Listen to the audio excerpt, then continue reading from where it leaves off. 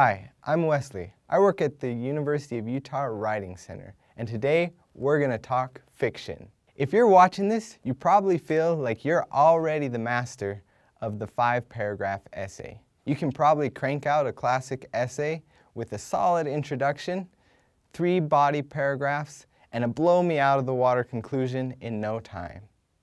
But when it comes to creative writing, you probably have been staring at your cursor for so long that you just gave up and started watching YouTube videos. You feel like you don't know the first thing about creative writing, but I'm here to tell you that you're wrong. Let me tell you why. It is because what you and I and many others think about creative writing is wrong.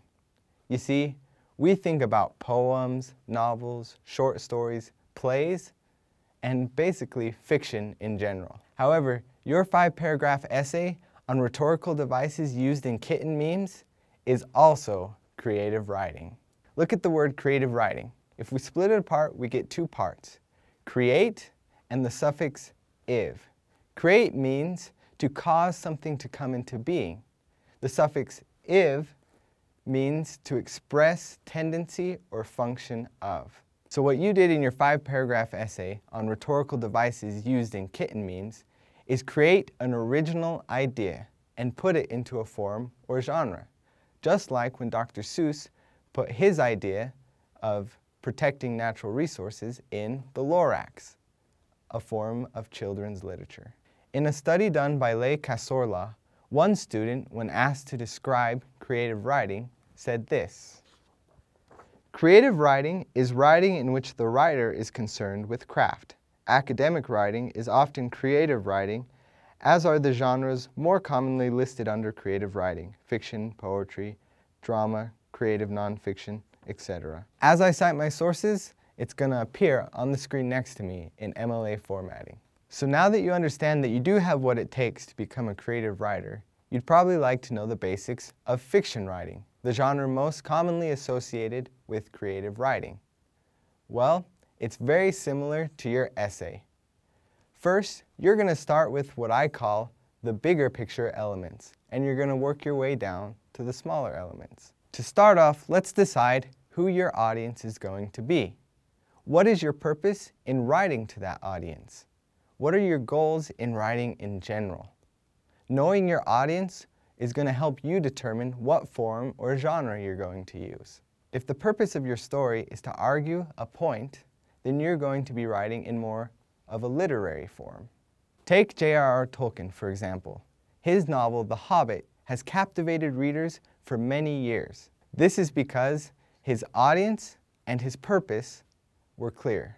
His study of Beowulf, a medieval epic, motivated him to explore his own writing.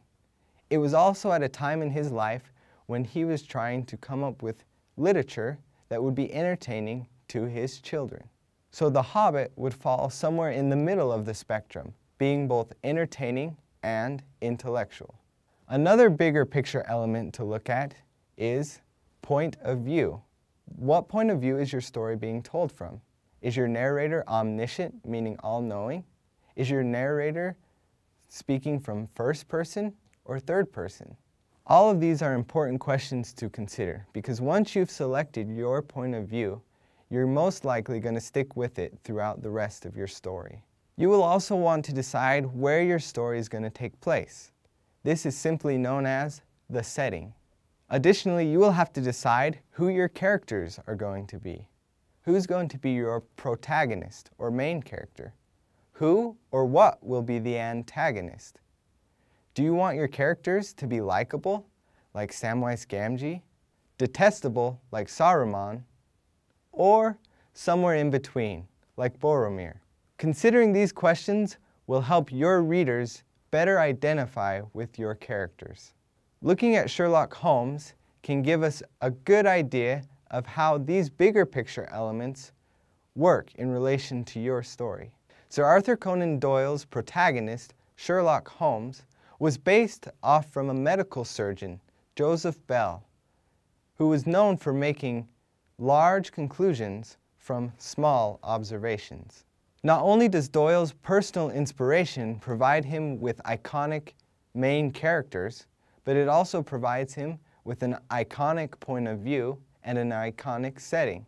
In this case, it is from the first-person point of view of a medical doctor, Dr. Watson, who tells stories that take place near 221B Baker Street.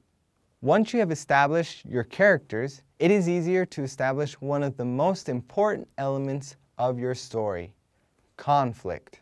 Loosely put, conflict can be described as what a character wants and what is stopping him or her from reaching that goal. For instance, Frodo wants the ring to be destroyed. The principal villain, Sauron, and several lesser villains want to prevent him at all costs from destroying the ring because of their own personal interests. This creates tension, which is the essence of conflict. You get to decide whether your conflict will be internal, meaning mental or emotional, or external, meaning physical obstacles. Frodo has obvious external conflicts, but Tolkien adds the additional element of internal conflict as Frodo fights the urge to put the ring on. Conflict is the main driving force of your story. Next up is plot. Robert McKee, in his book, Story, go figure, says that plot is the writer's choice of events and their design in time. Once you have established the main elements of story, you can begin to organize them into plot. There are many different styles of plot. The basic plot looks like this. It includes exposition, how a story begins, the rising action, how the story is complicated, a climax, which is the biggest turning point in the story, the falling action, what happens after the turning point, and the resolution, or simply put, the end. However, there are other plot forms that include more complications and conflict, such as this kind of plot. There are, however, other smaller elements, such as voice, dialogue, diction, syntax, and, you guessed it, grammar. All of these can be looked at once the larger, more global issues are addressed first. Here's the bottom line. If you want to become a better fiction writer, the best advice that I can give you is read. The more you read and study other genres and other forms, the more capable you will become in writing in those forms. You will be able to find your own original voice, and originality is crucial. The more original your piece is within its form, the better it will be. And in some cases, if it's original enough, it will become its own genre. Don't forget, our tutors in the University of Utah Writing Center are here to help. You can always come in and talk with one of our tutors to brainstorm, evaluate a rough draft, or polish a final piece. So feel free to schedule an appointment. And remember, you have my bow. And my axe. All right. All right, guys. To sign up for an appointment in the Writing Center, click here. And if you want to see another amazing video like this, click here.